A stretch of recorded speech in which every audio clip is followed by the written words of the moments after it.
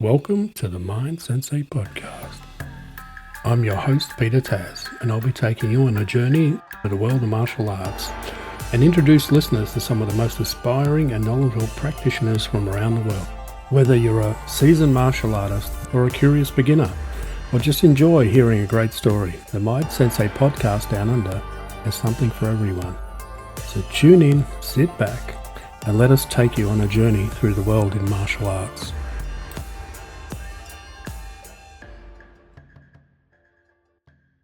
So, how did you end up in? How'd you end up at the WKKA? How did that journey started? So we split Foster because of all the other stuff that happened outside of the dojo. And then I had the opportunity to meet Steve Arsenal. And he basically talked to us and we decided to join the WKKA at the time. Steve Stewart was part of it. Now, Foster was the original Canadian director for it. And then when he decided not to continue on with the WKKA, that's when Stewart came in and basically slid into that spot, right? How did you get involved in the WKKA? Like, how did you met Joe Foster. From Joe Foster, that disappeared. Obviously, there was some stuff going down with Joe Foster that was nefarious, I'd say, probably. Legal standpoint, we just Second and third with the WKKA. And was that still in Canada? And was there anyone else with you during that? just a couple training partners, but that was it. Yeah, that time I didn't have a school or anything. And then fourth with Trejo. So how did you met Trejo through the WKKA then, I suppose? One of my black belts, Pat, he actually was training under him. He's the one who got Trejo and Tatum to actually talk again. There's a picture of Pat and Trejo at Tatum's school. And it'd been years since they'd actually talked. And it was actually him that got them together and get a picture of it. We got them to actually, because the Trejo was still mad about getting a broken light at his testing, right? So that's a sore spot with them. We were connected with them. I hadn't traded in a long time. And Trejo says, well, let's do a test. And I'm like, when do you want to do the test? And he's like, right now. And so we just got on the floor and I rock and rolled. And he's like, this. And then you're going to test on this date. And those are probably the best tests because then you don't have time to prepare. You either know your shit or you don't. You came through with Tracy's system. And was it Tracy all the way through to the end or not? Or did it change to Parker? No, we changed to Parker.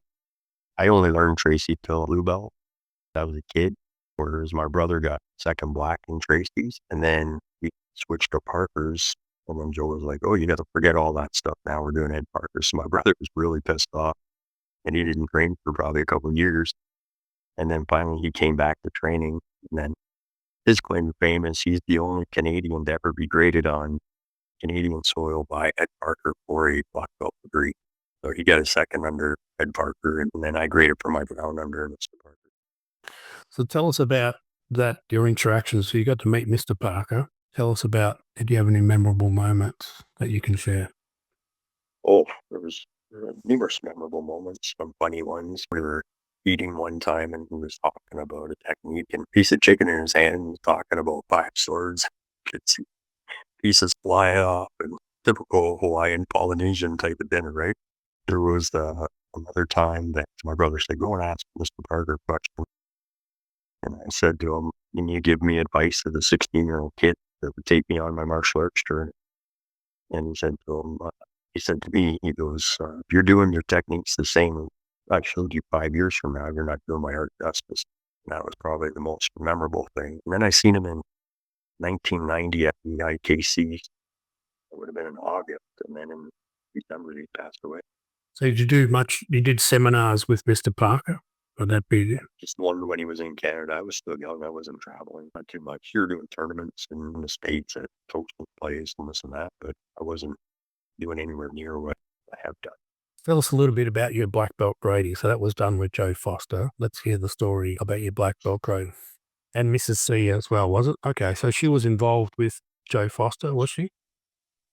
So she was the senior board member that was at her test, and Joe was doing some training with her, and he was shooting at Sacred Trust, so she was coming down and doing some of the filming and whatnot. But that's when he was out of the WK game. It was more to an IK game. So for our black, we had each individual day, you would do your yellow belt test. Then the next day you would do orange. Next day you do purple, all the way through. And then at the end, you had the grand extravaganza where we picked 10 self-defenses and the forms, and then you sparred. And because my brother was technically the highest guy at school at the time, all his friends were previous black belts. I just spar everybody. For the third guy, I was just punching bang. It was more or less survival at that point. Correct. I just released my instructors episode just this week. There's a video one that we've now gone to video. But we're just saying my orange belt grading, it would make you do everything, regardless of what belt you went for. And then at the end of it, you have to spar everyone in class. Doesn't matter what belt you're going for. And then you had to spar him in the end. And like you said, in the end, it was just a game of survival. But he just said, I just kept pushing you to see how much fight you had. But I was just saying to him, I was really annoyed that when I did my orange belt grading, it was record of 10. It was like 30 people showed up for class. I'm like, what is it? This is orange belt. This isn't a 100-man kumite. What's going on here? I remember, though, there was a post online when someone asked about grading or something like that. You remember your lower belt gradings. I actually failed my orange belt grading. And then Joseph would come back in a week and show me the stuff that you didn't do well. And then you can get your belt.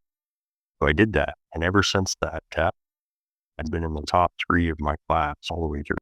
I made sure I never was not ready for a test. And that doesn't matter whether it was Arnie's or it was J80 or if it was any of my tests. I would make sure either the top or top 3.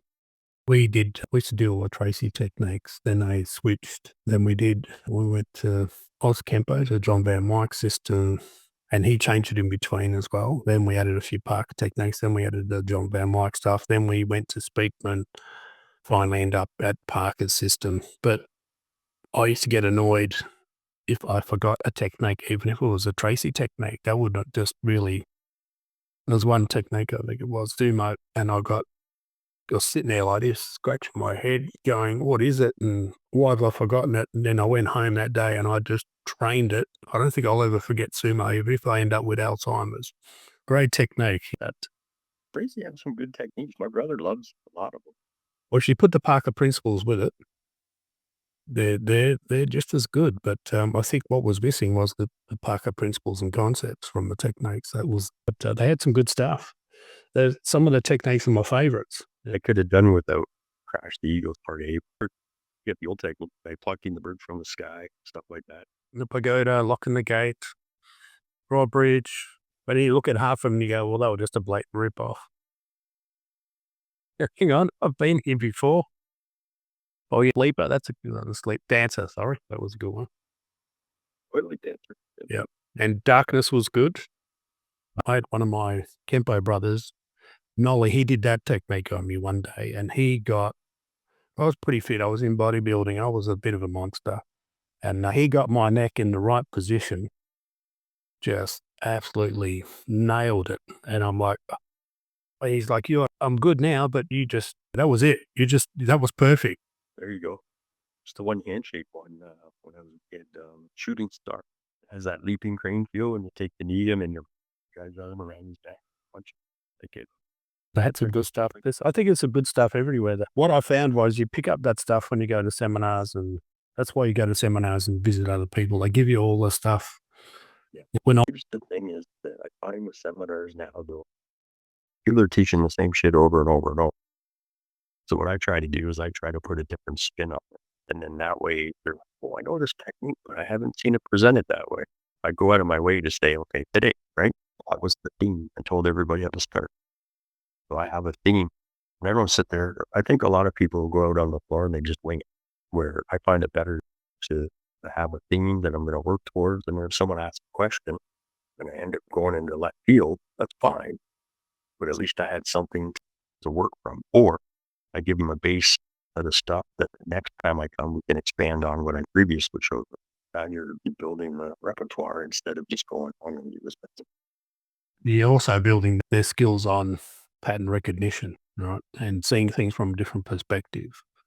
Because when someone tells you something and then the light bulb turns on, it's hard not to see it, right? It's like when someone says, go out and have a look at every Volkswagen Beetle you can see on the street. You didn't see one of them before, but now all you're seeing is Beetles left, right, and center kind of thing. Especially, Yes, when you think you got the special car and all of a sudden you're like, correct. All right, let's move on.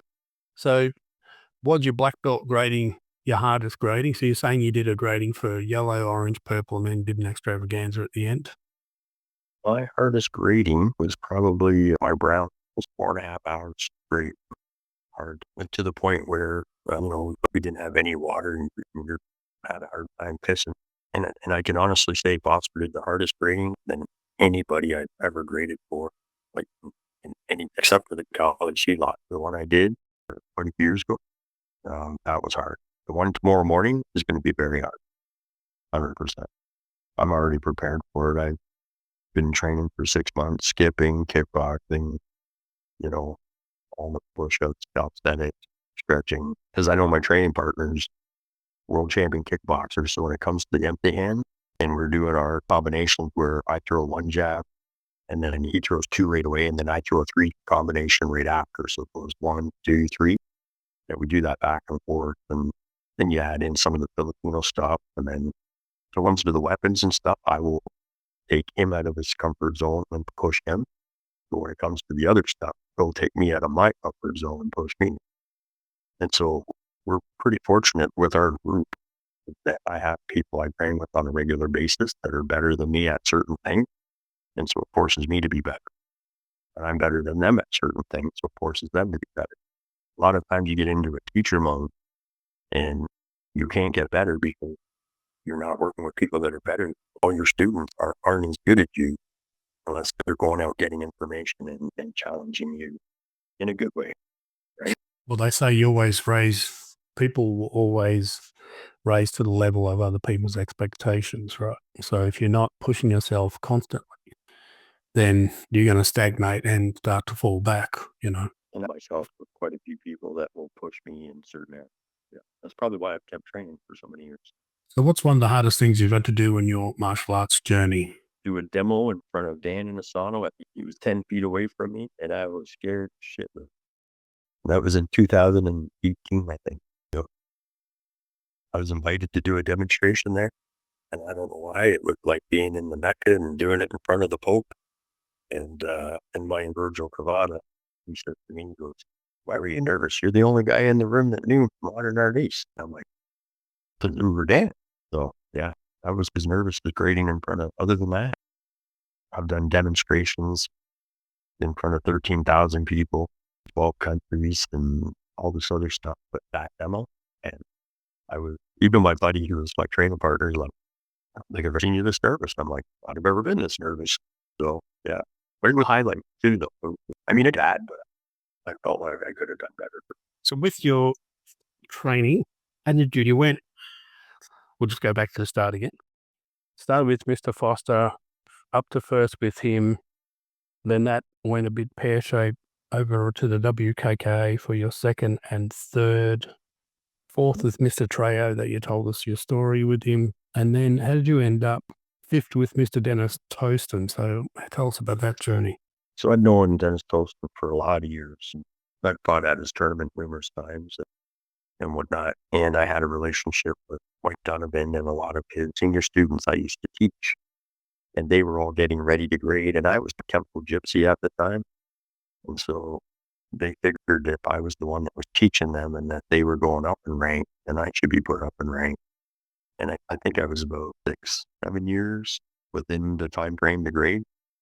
And so it was the only one that I didn't really have a Kenpo teacher at the time in Limbo. And you'd be recognized for bringing up all these other people because there was 8 of them. And these guys trained for probably 15 plus years at the same time. So that was one where I took it based on respect for Dennis and the recommendations of the other people. And I had to go out and do a form and technique or whatever, but it wasn't like a test. It was kind of more like a demonstration. It wasn't a give me, but that's the one that I said, I'm not doing any more tests for a long time. More like a promotional grading kind of thing. Wasn't a give me, but it wasn't I didn't feel like I didn't walk away going, I was like, I'm being recognized for keeping Kenpo alive in the area and helping, what have I done for the system? With that journey, how did you end up with the Frank Vigoro group? I was in Barbados, and he happened to be teaching on the same panel as me. And through Carl Outram, who's one of my good friends, he was one of the students under Vigoro as well.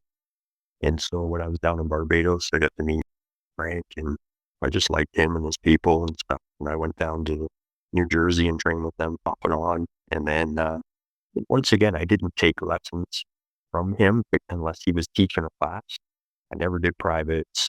And basically, he was having an international camp, and he was wanting you to teach at it. So I taught there for 3 or 4 times. And then he said, we have a test coming up. I'd like you to test because we got guys from this area. But once again, I hadn't tested in a long time. And I did respect Frank and those people and their skill set. And so I was like, even though I was still friends with Mississippi, I wasn't actively part of that group. You know what I mean? I didn't have that reconnection with her until after I decided, listen, she was the first to give me my black. She'll be the last to give me my black rank. And it's more based on our relationship. It's not based on how well I do Form 6 or what I know. I think I've given more than enough back to Kenpo or whatever I'm given from now till the end of time. Basically, he said, do you want to do the test? And I'm like, well, I'll do the test, but it's going to be a physical test. And so I did the forms. I did the stuff. Deborah was on the panel. Damien Abbott was on the panel. There's 5 or 6 people that were on the panel. And David Deja went for his 6. I went for my 6. There was another guy going for 5. I think maybe one other person. But yeah, we did a physical test. We did stuff. Just 2-man techniques, random attack. It was like that one. I walked away and yelled at that. So then my 7 through Kenpo International.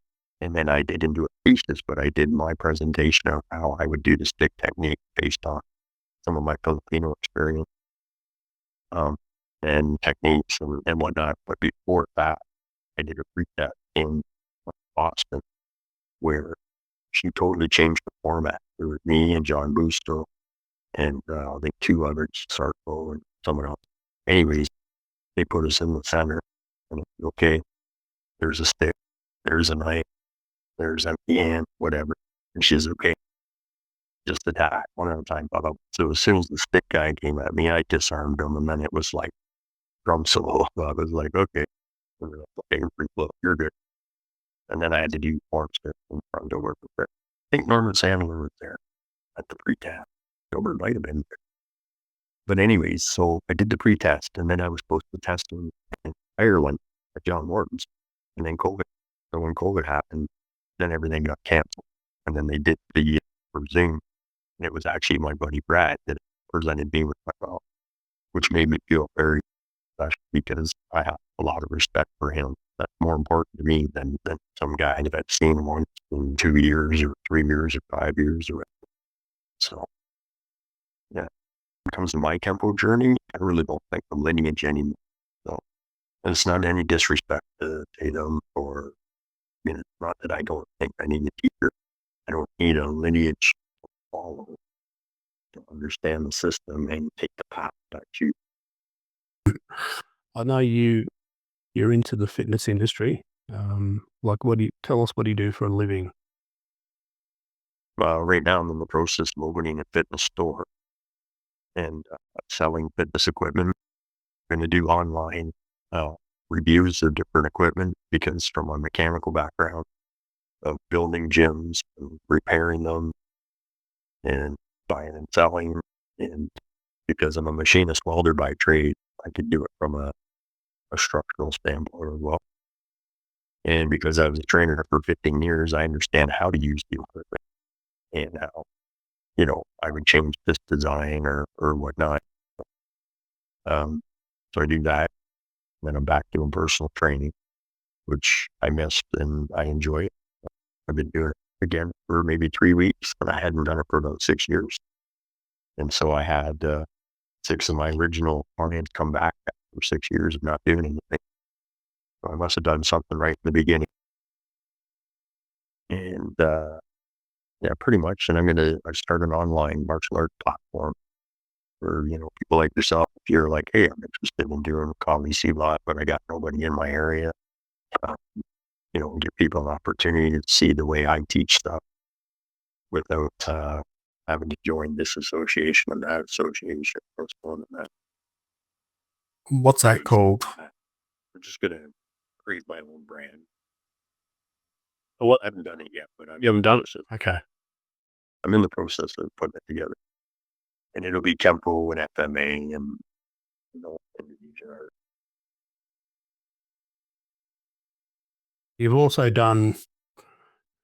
You've been a fitness trainer, kettlebell, Fit Pro, TRX suspension, nutritionist and wellness coach.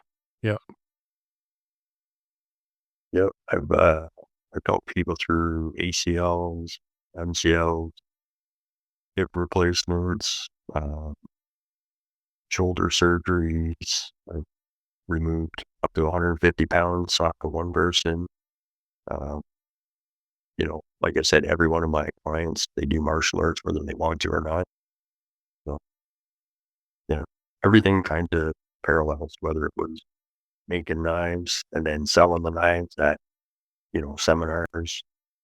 Instead of selling one knife, I would turn around and say, I'm going to do a knife seminar and you get a free knife with the cost of the seminar. And I'd sell 40 knives. So, well, when I went to Wonder Valley, you guys bought a few. Just pulled that knife out the other day, so I've still got it. I pulled it out and stabbed one of my guys with it, so you'd be proud of me.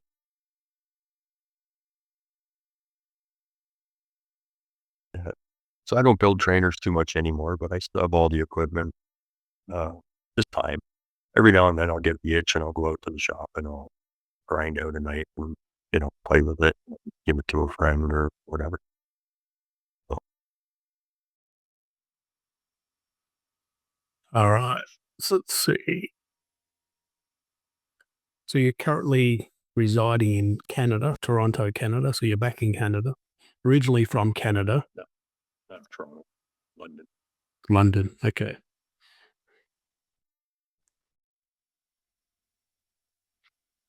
And you've grown up in Canada all your life, right? Yeah. Okay. And have you traveled to teach in other countries? Have you got any? Can you tell us about that journey?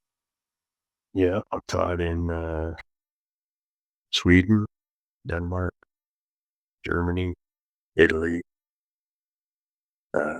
Jersey Island, Venezuela, Barbados, Trinidad,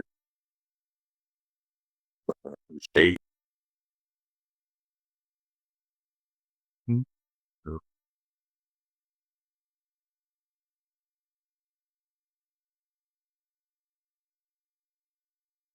So with your diverse background, you obviously have some thoughts on cross training and its importance. And with the prevalence of ground fighting coming out now, do you incorporate any in your teaching?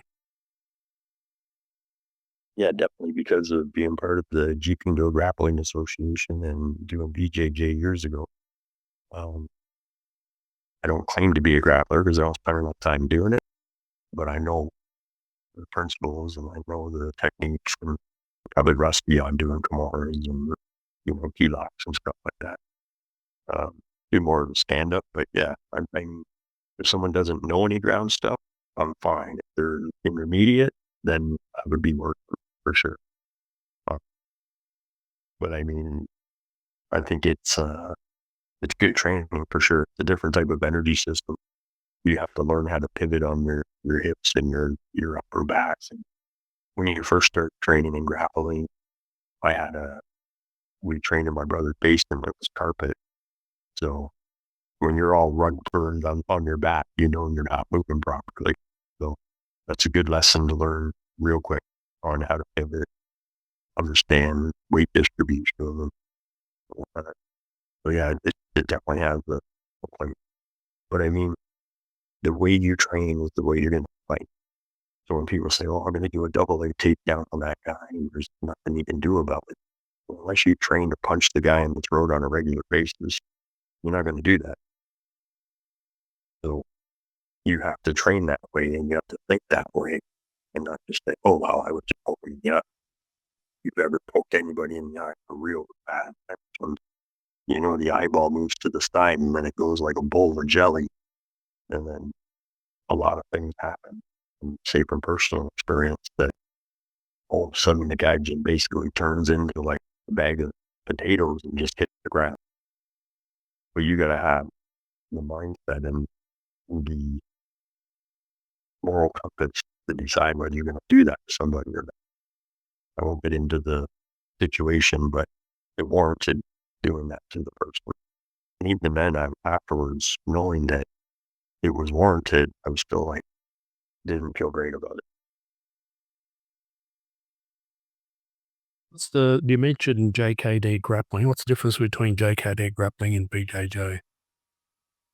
Oh, it's just the association. So the Kenpo Grappling Association was Larry Hartzell's association. Excuse me, it's still around. But through that, you do Brazilian Jiu-Jitsu. We did some shoot fighting. We did some stuff through like Eric Paulson's, because Eric Paulson trained with Larry Hartzell as well. We did some Sambo stuff. We do some judo. There was always elements of grappling in general. Dumog, Filipino wrestler. I mean, it's not that there's a difference. It was just the name of the association that covered the grappling art. Like we would do stuff from Judo Gene LaBelle's program. There was lots of different stuff. Because Larry was best friends with Dan and Asano, there was always, tons of information in the grappling aspect. Because Larry was known as the premier grappler in the Grappling Association. You get connected? How'd you get connected with Larry Hartzell? Yeah, I was mainly through Paul Irish, and Paul was the full instructor under Chief for Larry. Yeah. So that was my connection. And I mean, I didn't get certification under Larry. All respected my Kenpo ability and my ability to teach seminars and the concepts. I'm not certified in JKD, but I was authorized. So if anybody had an issue with me doing JKD at seminars or teaching, I'm like, "Oh, Paul Irish." And Paul's like, "Yeah." So I didn't really have to worry about paying some American company for association and all this other stuff, because there was all kinds of politics and that stuff. It was easier just to say, "Listen, Paul, this is what I'm going to do. If someone has an issue, I'll tell them to call you." Yeah, no problem. Doesn't mean if it wasn't for me, Paul wouldn't have been teaching at Ingmar. And he's still going to Ingmar's on a regular, like on a yearly basis to the Viking camp, right? So,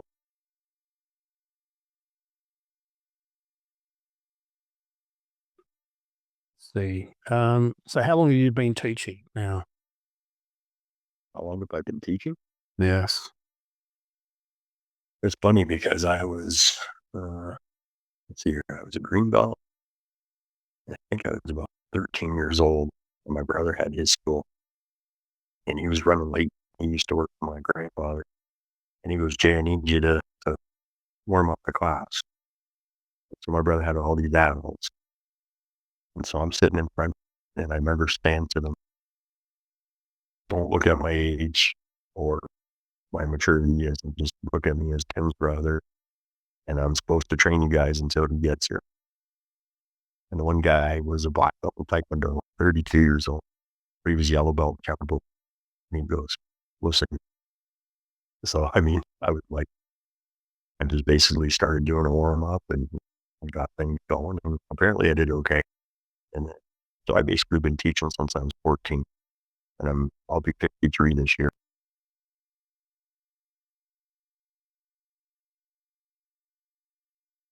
It was actually my brother that taught me how to teach myself, because he would put me in, say, a stance, like a forward stance, and say, "Look at your toe, look at your ankle, look at your knee, look at your hip, look at your shoulder."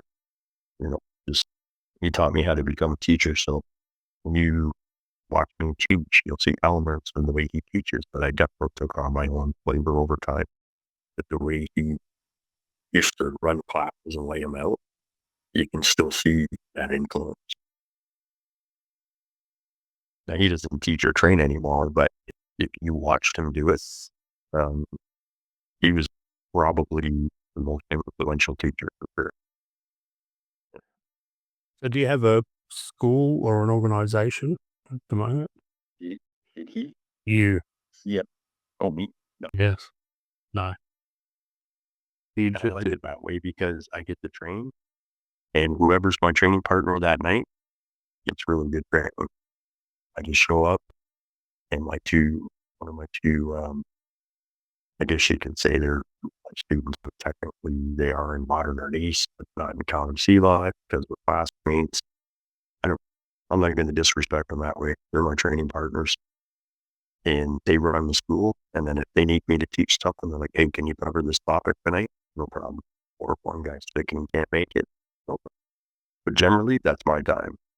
I show up Monday, Wednesday, Thursday, and I get to train.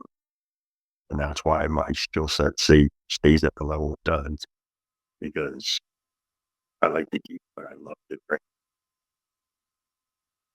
So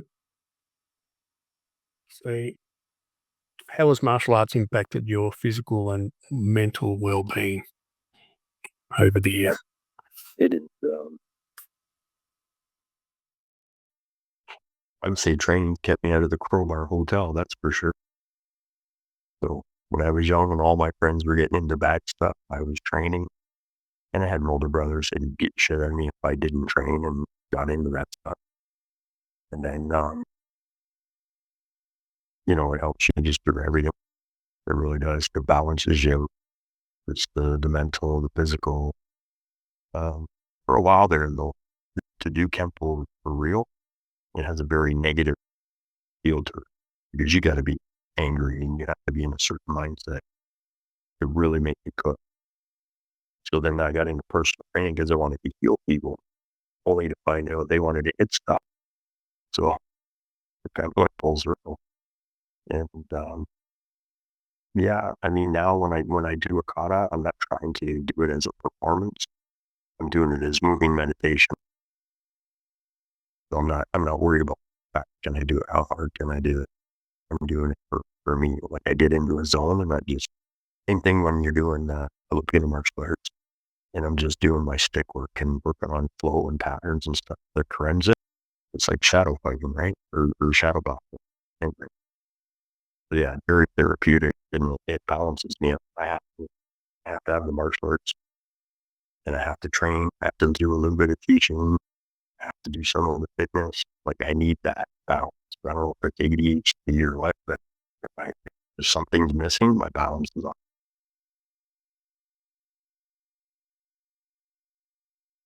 All right. So how do you continue to stay motivated and progress? Just being a student, man, training, having people that I can see them getting better and the gap's getting smaller. So I have to make sure I can maintain that gap. So I go by a theory that if you miss 1 day of training, you know it. You miss 2 days, your opponent knows it. You miss 3 days, your student knows it. So everyone knows it, right? Okay. So if you had to provide some advice for someone wanting to start out in the martial arts, what advice would that be? Well, you got to first figure out why they want to train.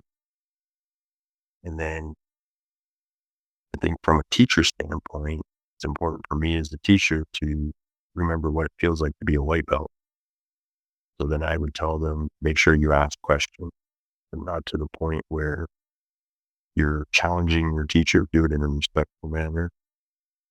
I would say, keep an open mind, take notes, write down your classes, because later on in life, you're going to look at them and go, oh my God, I remember those notes from 1993. I still have them, right? I've done a technique before and I was just like, hey, where'd you learn that? I'm like, Utah. And it was like, totally forgot. So yeah, just take notes and enjoy the journey. And question. If you had to impart some wisdom or have an inspirational quote for some of our listeners, what would that be? Hmm.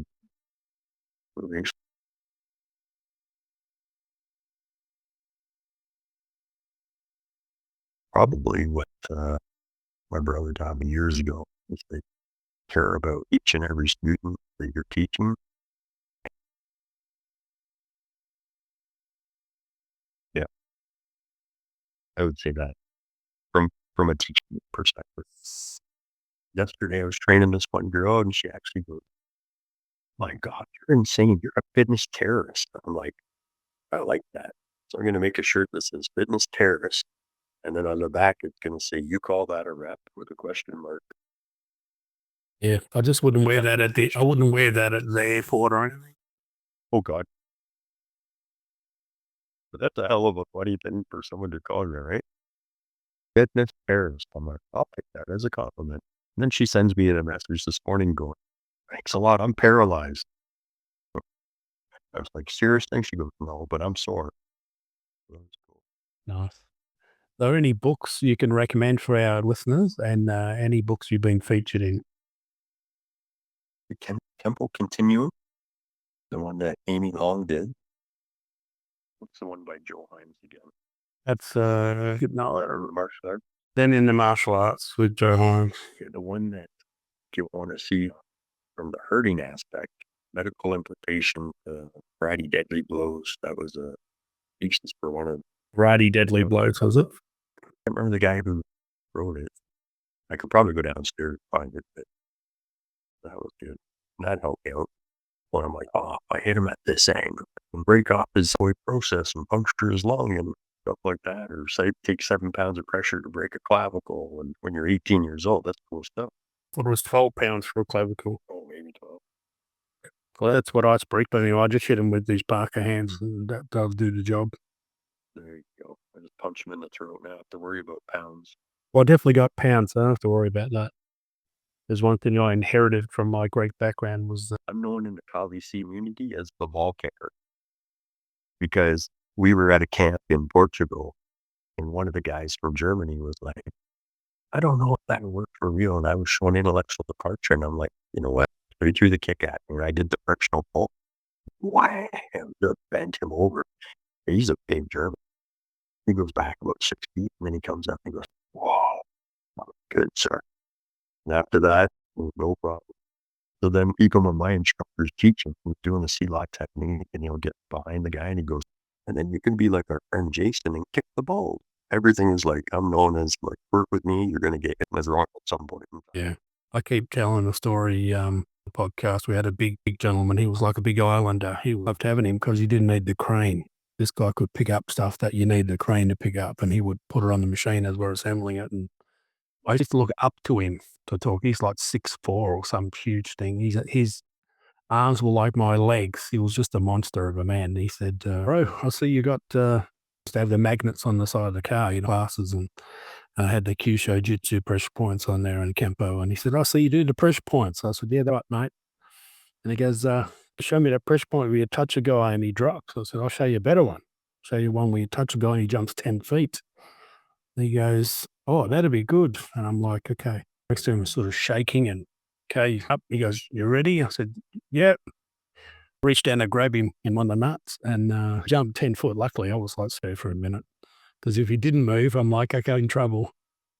Anyway, yeah, a little high five and moved. And he's like, "What are you doing?" And I said, "Well, are you a homophobe?" He said, "I am." I go, "Well, you'll stay away from me." Well, I wanted to set the tone, right? He was a big guy. I said, "Well, you can stay away from me then and do as you're told." And he went, "Okay, bro, okay." We had a good relationship after that. But, I sent you a video of my instructor. He used to work as the head doorman for security for the biggest bar in Paris. So he has to handle people on a regular basis, right? There's like people in this bar, there's like in it. And he's always doing stuff like just a little thumb poke or whatever, or he'll stick his thumb right in the guy's ass crack to get him to move and then make him move up. But some of the way he explains it, it's almost like watching the Three Stooges do Kenpo, right? but because he's got a strong accent, he's constantly saying the F word. Oh my God, it's so funny. It's so funny. And the crazy part about him is you can ask him to do the same technique 5 times in a row, and he cannot do it the same way. That's the joke. Even these variations, he cannot repeat himself. He goes, well, when you get to the point where you can't do it 5 times in a row, then you're a 5th-degree black belt. We just talked about it today. Yeah. Okay. People interested in reaching out to you, open to people to contact you about training and Once I get my online. you have a name for your online training? Okay. Yeah. People can time for your shameless plug. Where can people find you? Location, city, country, email, social media. Just London, Ontario, Canada, Facebook. Just type in my name or fitnessdeliveryservice1@gmail.com. I think that brings us to the end of our interview with Mr. Jason Arnold, all the way from London, Ontario, Canada. Thank you for joining us on the Mind Sensei podcast. Always a pleasure to have you on and to chat. So thanks for coming on, sir. I appreciate the invite and I enjoyed it. Okay, thank you. I'm your host, Peter Tas, and you've tuned in to the Mind Sensei podcast from Down Under. We want to take a moment to thank all our listeners for tuning in to the Mind Sensei podcast. We appreciate your support and hope our show has been both informative and entertaining for you. If you haven't already done so, we would like to invite you to subscribe to our podcast so you never miss an episode. By subscribing, you'll be the first to know when we release new content and you'll have access to all of our past episodes. We also encourage you to visit our website at mindsensei.au where you can find additional resources related to martial arts. On our site, you can read blog posts, videos, and learn more about the guests we feature on our show. Finally, we'd like to thank our guests for sharing their knowledge and experience with us. Without their generosity, this podcast would not be possible. Thank you again for listening to the Mind Sensei podcast Down Under. We hope that you continue to join us on this journey through the world of martial arts.